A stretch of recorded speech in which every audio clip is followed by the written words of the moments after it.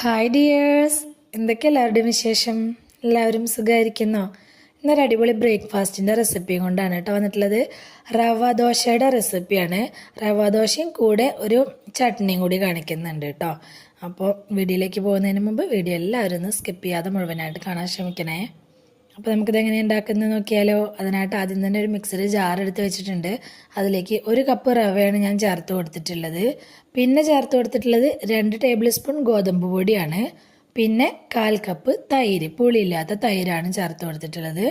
പിന്നെ ആവശ്യത്തിന് ഉപ്പ് ആഡ് ചെയ്ത് കൊടുക്കുക. ഉപ്പ് ചേർക്കുമ്പോൾ കൂടി പോവാതെ നോക്കണേ. പിന്നെ കുറച്ച് വെള്ളം ഒഴിച്ച് കൊടുക്കുക. എന്നിട്ട് ഒന്നങ്ങ് ഇളക്കി കൊടുക്കുക. അപ്പോൾ ഇത് നമ്മൾ അരച്ചെടുക്കുന്ന സമയത്ത് ഈ റവ മിക്സിയുടെ ജാറിൽ പറ്റി പിടിക്കാതിരിക്കാൻ വേണ്ടിയിട്ടാണ് വെള്ളം ഒഴിച്ചു കൊടുക്കുന്നത്.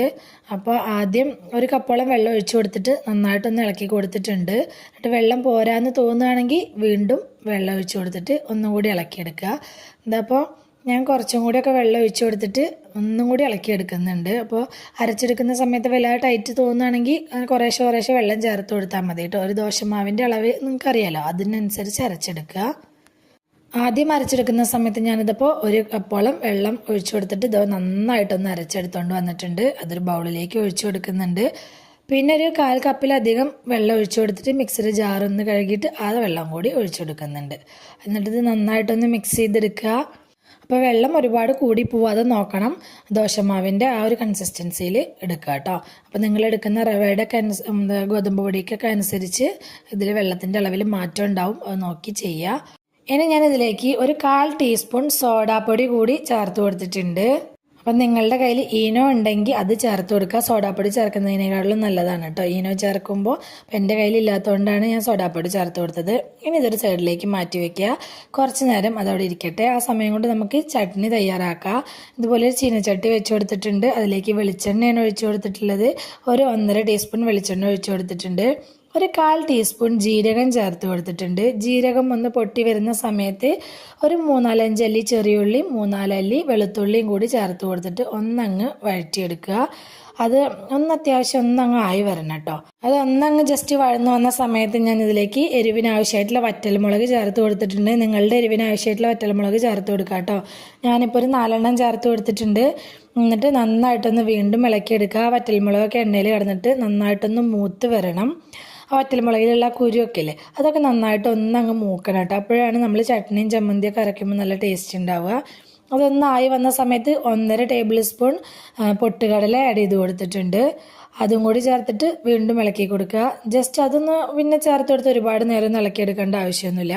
ആ പൊട്ടുകടലേക്ക് ഒന്നങ്ങ് ചൂട് കയറി ഒന്നങ്ങ് മുരിഞ്ഞ് വന്നാൽ മതി. പിന്നെ സബ്സ്ക്രൈബ് ചെയ്യാതെ കാണുന്ന നമ്മുടെ കൂട്ടുകാർ ആരെങ്കിലും ഉണ്ടെങ്കിൽ പ്ലീസ് ഒന്ന് സബ്സ്ക്രൈബ് ചെയ്ത് സപ്പോർട്ട് ചെയ്യണം കേട്ടോ.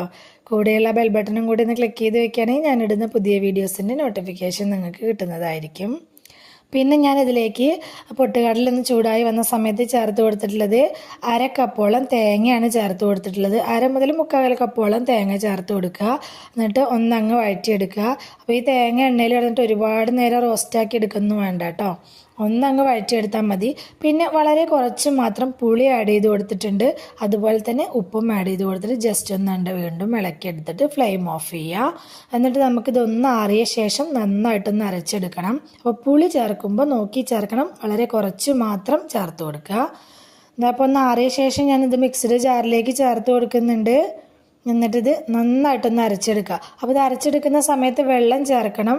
വെള്ളം ചേർക്കുമ്പോൾ നിങ്ങൾക്ക് ഈ ചട്നി എത്രത്തോളം തിക്കായിട്ട് ലൂസായിട്ട് വേണമെന്നുള്ളതിനനുസരിച്ച് വെള്ളം ചേർത്ത് അരച്ചെടുക്കുക. ഞാനിപ്പോൾ ഒരുപാട് തിക്കുമല്ല ഒരുപാട് ലൂസും അല്ലാത്ത രീതിയിലാണ് ഞാനിപ്പോൾ ഇത് അരച്ചെടുത്തുകൊണ്ട് വന്നിട്ടുള്ളത്. കണ്ടോ, ഇത് ഈ ഒരു പരുവത്തിലാണ് ഞാൻ അരച്ചെടുത്തുകൊണ്ട് വന്നിട്ടുള്ളത്. ഇനി നമുക്കിത് വേണമെന്നുണ്ടെങ്കിൽ ഒന്ന് കടുക് വറുത്തിടുക. അതല്ലാന്നുണ്ടെങ്കിൽ ഇങ്ങനെ വേണമെങ്കിലും കഴിക്കാം കേട്ടോ. അപ്പം ഞാൻ ഇതൊന്ന് ജസ്റ്റ് കടുക് വറുത്തിടുന്നുണ്ട് വീഡിയോയിൽ. ഫോട്ടോ ഒക്കെ എടുക്കുമ്പോൾ കാണാനുള്ളൊരു ഭംഗി ഉണ്ടായിക്കോട്ടെ വിചാരിച്ചിട്ടാണ്.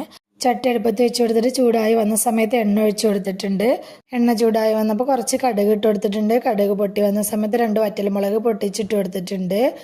പിന്നെ ഇതിലേക്ക് ആവശ്യമായിട്ടുള്ള കുറച്ചധികം തന്നെ കറിവേപ്പില ഇട്ട് കൊടുക്കുക. കറിവേപ്പില ചേർത്ത് കൊടുത്ത ശേഷം ജസ്റ്റ് ഒന്ന് അങ്ങ് ഇളക്കി കൊടുക്കുക. എന്നിട്ട് നമ്മൾ അരച്ചെടുത്തുകൊണ്ട് വന്നിട്ടുള്ള നമ്മുടെ ചട്നി ഇതിലേക്ക് ഒഴിച്ചു കൊടുക്കുക. എന്നിട്ട് അപ്പം തന്നെ ഫ്ലെയിം ഓഫ് ചെയ്യുക കേട്ടോ. പിന്നെ ഇത് തിളപ്പിച്ചെടുക്കരുത്. ആ ചട്ടിയുടെ ചൂട് കൊണ്ട് തന്നെ ആ ചട്നി ഒന്ന് അങ്ങ് ചൂടായാൽ മാത്രം മതി. തിളപ്പിച്ചെടുത്ത് അതിന് വേറെ ടേസ്റ്റായി പോവും. അപ്പം നമ്മുടെ ചട്നി ഇവിടെ റെഡിയായി. ഇനി നമുക്ക് ദോശ ചുട്ടെടുക്കാം. അപ്പോൾ ഞാൻ ഈ ചട്നി ഉണ്ടാക്കുന്ന സമയം വരെ അത് വെച്ചിട്ടുള്ളൂ കേട്ടോ. അപ്പോൾ കുറച്ച് സമയം വെക്കണമെങ്കിൽ അങ്ങനെ വെച്ചിട്ട് ചുട്ടെടുക്കുക. ഞാൻ അപ്പം തന്നെ ചുട്ടെടുത്തിട്ടുണ്ട്. ഈ ചട്നി ഒന്ന് അരച്ചെടുക്കുന്ന സമയം വരെ വെയിറ്റ് ചെയ്തിട്ട് ചുട്ടെടുക്കുന്നുണ്ട്. ഇതുപോലെ നമ്മൾ സാധാ ദോശയ്ക്ക് പരത്തിയെടുക്കുന്ന പോലെ പരത്തിയെടുക്കുക.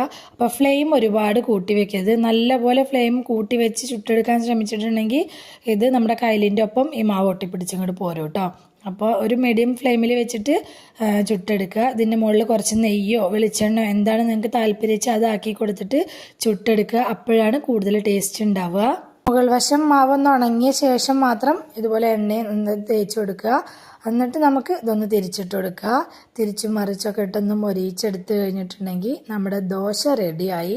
ഉഴുന്നും അരിയൊക്കെ കൂട്ടി അരച്ചിട്ടുള്ള ദോശയും ഇഡ്ഡലിയൊക്കെ കഴിച്ച് മടുത്തിരിക്കുന്ന സമയത്ത് നമുക്ക് ചില ദിവസങ്ങളിൽ ദിവസങ്ങളിലൊക്കെ ഉണ്ടാക്കാൻ പറ്റിയിട്ടുള്ള നല്ലൊരു ദോശയുടെ റെസിപ്പിയാണ് കേട്ടോ. കുട്ടികൾക്കൊക്കെ ഇഷ്ടമാവും. ഇത് ചട്നിയുടെ കൂടെ മാത്രമല്ല, നല്ല മീൻ കറിയുടെയും നല്ല ചിക്കൻ കറി, ബീഫ് കറി ഇതിൻ്റെയൊക്കെ കൂടെ അടിപൊളിയാണ് കേട്ടോ.